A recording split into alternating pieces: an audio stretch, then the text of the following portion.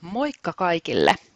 Tällä videolla mä ajattelin esitellä vähän tarkemmin tätä mun uusinta tietokirjaa Inhimillisyyden voima työelämässä kohti menestystä ja hyvinvointia. Ja tämä kirjahan on ilmestynyt jo viime vuoden lokakuussa, mutta edelleen ajankohtainen aihe ja aika lailla semmoinen hot topikki myöskin tuolla yhteiskunnallisessa keskustelussa. Ja jos olet kiinnostunut kirjasta, niin sitä saa kirjakaupoista ympäri Suomen maan ja varmasti myös monessa kirjastossa se on myöskin lainattavissa.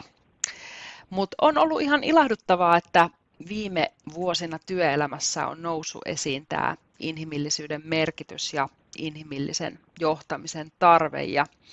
Ja mun mielestä kaikki merkit viittaakin siihen, että inhimillisyys on yksi tulevaisuuden työelämän suurista trendeistä. Ja tietysti on tosi ilahduttavaa nähdä, miten aihe on alkanut saada vähän niin kuin sen ansaitsemaakin huomiota, sillä mun mielestä ainakin se on sellainen aihe, joka on ollut työelämässä vähän liian aliarvostettu ja liian vähän hyödynnetty voimavara. Ja myöskin tässä mun kirjassa käsitellään juuri tätä aihetta, eli miten se inhimillisyys voi olla merkittävä resurssi johtamisessa ja organisaatioissa. Ja mehän ollaan perinteisesti nähnyt, että tehokkuus ja inhimillisyys on vähän niin kuin vastakkaisia tavoitteita, joita vähän johdetaankin erillä toisissaan, mutta toivottavasti tämä on nyt muuttumassa, vaikka kyllähän monet organisaatiot on edelleen aika vahvasti taloudellisesti tavoitteiden ohjaamia ja saattaakin usein unohtua, että myöskin työntekijöiden hyvinvointi ja tyytyväisyys on aika ratkaisevia sitten sen organisaation pitkäaikaisen menestyksen kannalta. Ja kyllähän kun organisaatioissa huolehditaan henkilöstöstä ja korostetaan sitä inhimillisyyttä, niin se ei ole enää semmoinen niin kuin liian pehmeä arvo, vaan kyllähän ne on aika lailla sitä liiketoiminnan ja johtamisen ydintä. Tai ainakin pitäisi olla, jos se ei vielä tällä hetkellä ole.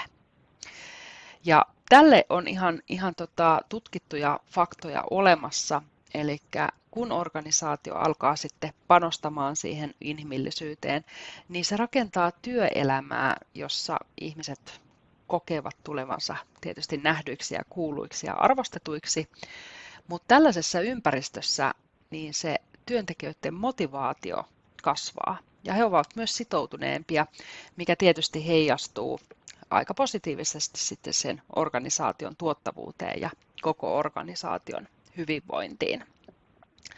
Eli me ei vaan enää voida käsitellä ihmisiä niin kuin koneita, koska he ei ole mitään kertakäyttötavaraa, joita sitten kulutetaan loppuun ja korvataan uusilla. Ja mä uskonkin aika vahvasti, että organisaatioiden tulisi tunnustaa se inhimillisyyden voima ja investoida sen kehittämiseen. Ja tämä tarkoittaa muun muassa henkilöstön osaamisen kehittämistä, heidän kuuntelemista sekä sitten sen työympäristön parantamista. Ja se inhimillisyyteen panostaminen ei ole vain nykyisen henkilöstön hyvinvoinnin edistämistä, vaan kyllä se on aika merkittävä kilpailuetu myöskin osaajapulan keskellä. Ja työnhakijatkin arvostaa yhä enemmän sit työpaikkoja, joissa heidän tarpeensa ja hyvinvointinsa huomioidaan. No meidän ajassa näkyy aika selkeä muutos. Asiantuntijatyö ja tietotyö on lisääntynyt ja ihmisten ajattelusta ja tietopääomasta on tullut aika semmoinen kriittinen kilpailutekijä ja samalla tietysti työn ajasta ja paikasta riippumattomuus on tehnyt työn rajaamisesta haastavampaa ja tälläkin hetkellä kova debatti on menossa yhteiskunnallisessa keskustelussa, että onko etätyö hyväksi vai ei. Mutta kyllähän tämä muuttuva työ ja muuttuva työympäristö vaatii koko ajan uudenlaisia työskentely- ja johtamistapoja ja mielellään myös sellaisia, jotka tukee sitten työntekijöiden omaa hyvinvointia ja jaksamista. Me ollaan Suomessa kansantaloudellisesti aika paradoksaalisessa tilanteessa, että yhtäältä me halutaan pidentää niitä työuria, mutta toisaalta taas työterveydellisesti näyttää siltä, että työntekijät ei kestä nykyisiä paineita ja työpahoinvointia on tosi paljon. Ja jos me halutaan, että ihmiset säilyttää työkykynsä mahdollisimman pitkään ja jaksavat siellä töissä ja haluavat pidentää työuria, niin kyllähän inhimillisyyden ja hyvinvoinnin on noustava sitä aika keskeiseksi tekijäksi siellä työelämässä. No, tämä mun kirja pohjautuu ihmiskeskeiseen ja inhimilliseen johtamiseen sekä sitten positiiviseen psykologiaan, joka tutkii sitä, että mikä meistä ihmisistä tekeekään onnellisia ja hyvinvoivia. Ja positiivinen psykologia on vähän niin kuin semmoinen hyvän elämän tiede, hyvinvoinnin tiede, ja se tarjoaa oivalluksia siitä, että miten me oikein voidaan parantaa sitä meidän elämänlaatua ja hyvinvointia muun muassa keskittymällä sitten ihmisten vahvuuksiin ja myönteisyyteen. No, itse inhimillisyys, se on perusta empatialle, ymmärrykselle, huolenpidolle ja rehellisyydelle, eli sellaisille arvoille, joita tarvitaan sekä yksityiselämässä että työelämässä. Ja kyky osoittaa empatiaa ja ymmärrystä niin luo tietysti merkityksellisiä ihmissuhteita myös siellä työpaikoilla. Ja tällaiset merkitykselliset ihmissuhteet lisää sitten työntekijöiden hyvinvointia ja yhteenkuuluvuuden tunnettakin.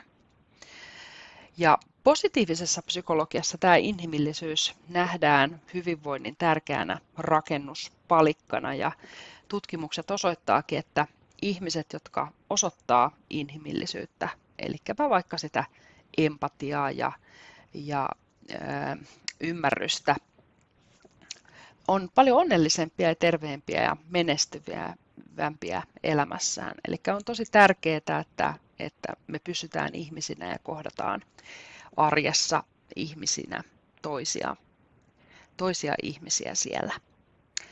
Ja tämä mun kirja jakaantuu oikeastaan 3 osaan. Ensimmäinen osa keskittyy siihen inhimillisyyden voimaan organisaation näkökulmasta, eli miten sitä edistetään, sitä inhimillisyyttä organisaatioissa. Toinen osa keskittyy inhimilliseen ja ihmiskeskeiseen johtamiseen. Ja sitten se 3. osa käsittelee tämän inhimillisen johtamisen myönteisiä vaikutuksia. Esimerkiksi siitä, että miten se vaikuttaa työhyvinvointiin ja työntekijöiden jaksamiseen. Ja mä oon rakentanut myöskin tätä kirjaa niin, että kunkin luvun lopusta löytyy tämmöinen oikotie-oivalluksiin osio, jossa on tällaisia itsenäisiä coaching-kysymyksiä sitä auttamassa lukijaa muun muassa vaikka reflektoimaan sitä omaa johtamista tai oman organisaation nykytilaa. Ja mä toivonkin, että nämä kysymykset tarjoaa hyödyllisiä ajatuksia ja että niitä voidaan käyttää myös vaikka tiimityöskentelyssä tai tiimeissä sitten yhteisellä matkalla kohti inhimillisempää työelämää. Mutta mikäli kiinnostuit kirjasta, niin hanki se käsisi kirjastosta tai kirjakaupasta, ja toivonkin sulle oikein mukavia lukuhetkiä sen parissa.